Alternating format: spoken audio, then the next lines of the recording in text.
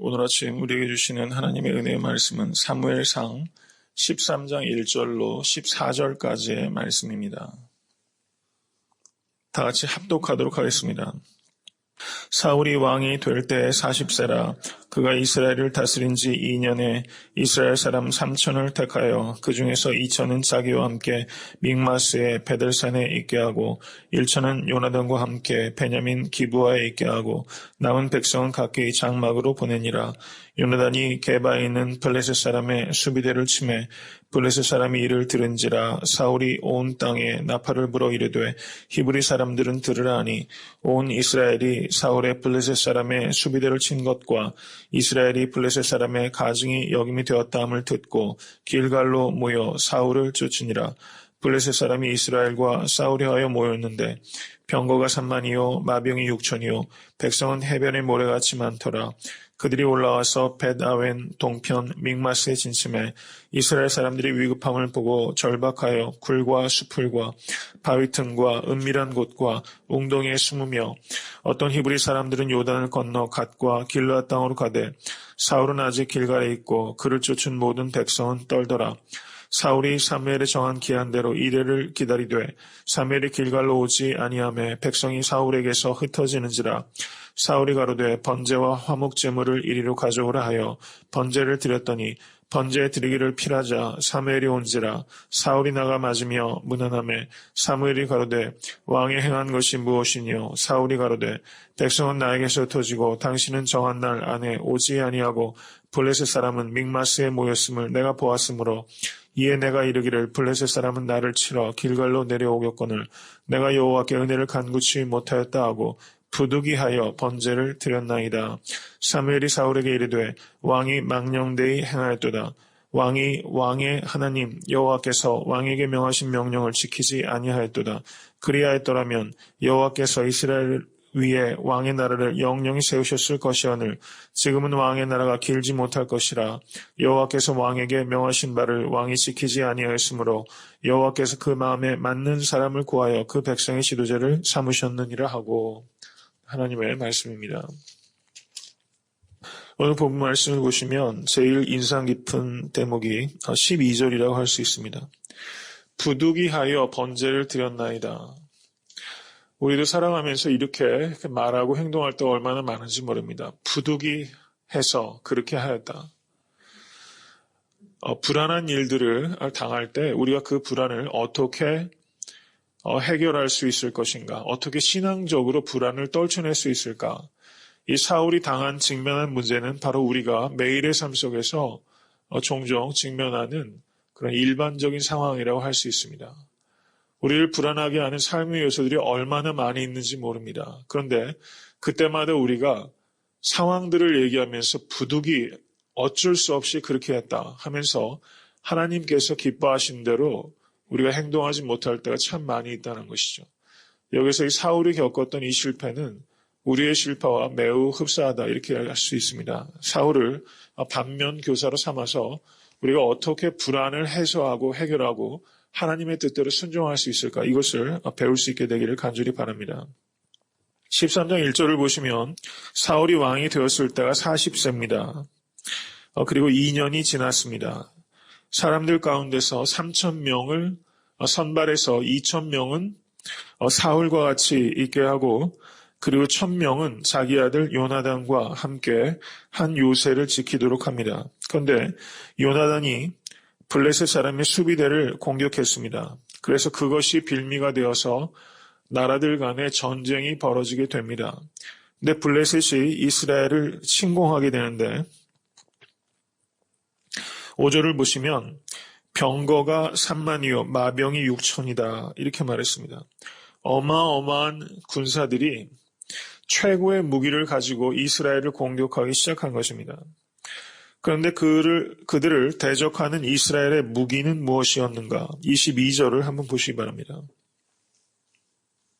싸우는 날에 사울과 요나단과 함께한 백성의 손에는 칼이나 창이 없고 오직 사울과 그 아들 요나단에게만 있으니라. 병거가 3만이요 기병이 6천인데 칼과 창, 철로 된 무기는 지금 사울과 요나단밖에는 없고 다른 사람에게는 변변한 무기도 없었다는 거예요. 이거는 전쟁이 되지 않는 것입니다. 게임이 안 되는 상황 가운데 있다라는 것입니다. 그러니 얼마나 불안했겠습니까? 더군다나 이스라엘의 초대 왕입니다. 그 책임감이라는 것이 이루 막중하게 이루 말할 수 없습니다. 이제 왕정이 시작되자마자 나라가 완전히 절단나게 된 것입니다. 그리고 자기도 죽임을 면키 어려운 급박한 상황에 지금 놓인 객관적인 상황들이 분명하게 있다는 사실입니다. 거기에 또 하나 문제는 무엇입니까? 이렇게 불안해하고 있는데 7절을 보시기 바랍니다. 어떤 히브리 사람들은 요단을 건너 갓과 길르앗 땅으로 가되 사울은 아직 길갈에 있고 그를 쫓은 모든 백성은 떨더라. 사기가 땅에 떨어질 대로 떨어졌습니다.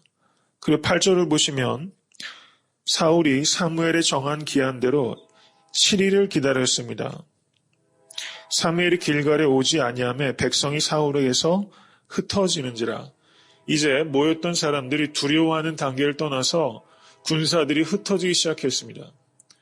가뜩이나 되지도 않는 전쟁인데 마음이 하나가 돼도 어려운 그런 전쟁인데 사람이 흩어지게 되기 시작한 것입니다. 그러니 얼마나 다급한 상황입니까? 상황이 계속해서 악화일로로 지금 되어가고 있다는 사실입니다. 성도님들 같으시면 어떻게 하시겠습니까?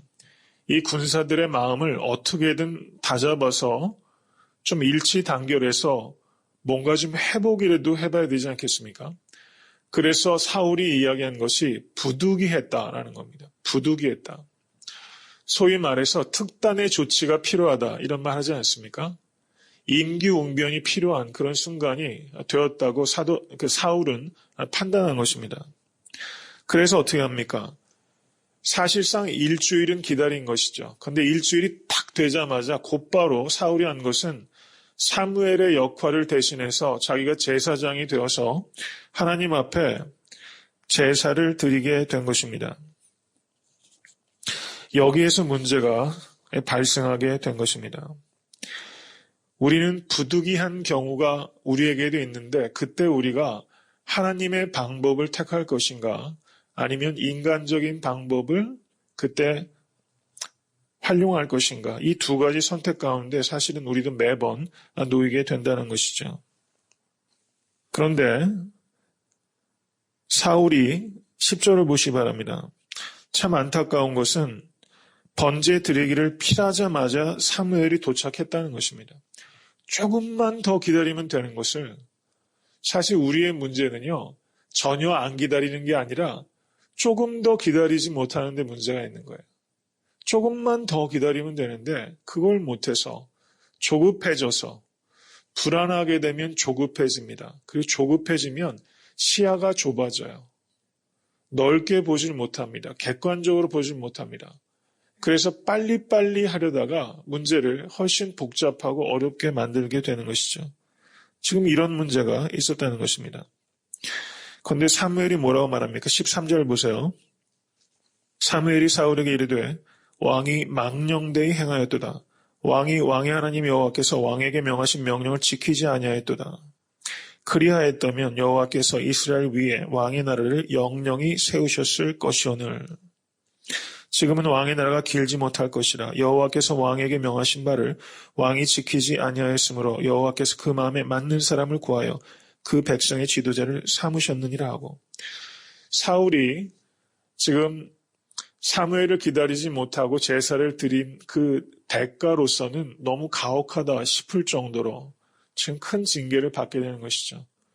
이제 왕위가 이어지지 못하는 것입니다. 그런데 이것이 갖고 있는 의미는 좀 더 기다리지 못한, 인내하지 못한 데 있는 것이 아니라 왕이 선지자의 말씀을 듣느냐 듣지 않느냐 이 문제에 있다는 거예요. 왕이 하나님의 말씀에 순종하느냐 순종하지 못하느냐. 이제 왕정이 시작하면서 하나님께서 이 왕정이 하나님을 버리는 것이라 말씀하셨고 순종하지 아니하면 이 왕국이 오래가지 못하고 멸망하게 될 것이다 말씀을 예언을 하셨습니다. 그런데 지금 여기에서 단순히 기다리지 못한 것이 아니라 하나님의 말씀을 순종하지 못하는 그런 자기중심적인 그 왕의 태도, 바로 여기에 문제가 있었다는 것이죠. 예배를 드렸는데 그 예배가 망령된 행위라는 것입니다. 겉으로 보기에는 매우 신앙적인 것처럼 보입니다. 사울이 제사장으로 역할을 해서 예배를 드린 것입니다. 매우 신앙적으로 보이지만 그것이 망령된 행위라고 말씀하고 있다는 것이죠. 이것은 예배가 아니라 자기 체면이기 때문입니다. 우리도 이런 형식으로 예배를 드릴 수 있는 위험이 있다는 것을 우리가 경계해야 합니다. 하나님께 예배를 드린다면 그 예배는 마땅히 하나님께서 받으시기에 좋은 방법으로 드려야 한다는 것입니다. 우리가 하나님의 일을 하면서 그것을 내 방법으로 할 때 그것이 망령된 일이 될 수 있다는 사실입니다. 그리고 교회 안에서도 그런 일들이 공공연하게 있어 왔고 있을 수 있다는 것을 우리가 경계해야 된다는 사실입니다. 여기에서 사울의 문제는 예배를 도구로 사용했다는 사실입니다. 예배를 도구로 사용해서 그걸 가지고 사람들의 마음을 규합하고 전쟁에 맞서기 위해서 수단적으로 예배를 사용했기 때문에 그것이 문제라는 것입니다. 예배는 언제나 목적이 되어야지 그것이 수단으로 전락할 때 그것은 자기 최면이 되고 하나님을 영화롭게 하는 것이 아니라 그것은 망령된 일이라는 것을 우리가 생각할 수 있어야만 된다는 것입니다. 문제가 어려울수록 우리는 하나님을 바라볼 수 있어야만 된다는 것입니다. 지금 사울이 직면한 상황은 정말 진퇴양난입니다. 전후좌우가 꽉 막힌 상황입니다. 우리도 살아가다 보면 이와 같이 정말 해결하기 어려운 문제들 가운데 직면할 때가 있습니다. 그럴 때일수록 문제가 아니라 하나님을 바라보실 수 있기를 간절히 축원합니다. 문제가 아무리 커도 그 문제보다 하나님께서 크시다는 것을 기억하실 수 있게 되기를 간절히 소원합니다. 문제가 어려우면 어려울수록 우리는 편법의 유혹을 받습니다. 부득이했다.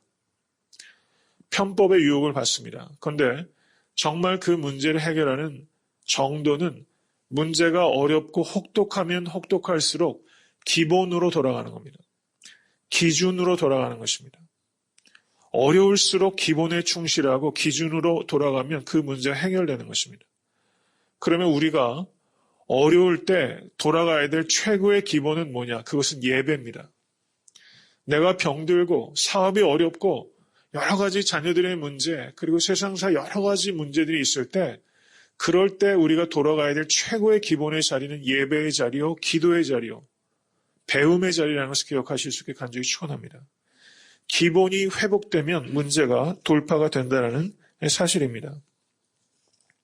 사울의 실패는 한마디로 말하면 기다림의 실패입니다.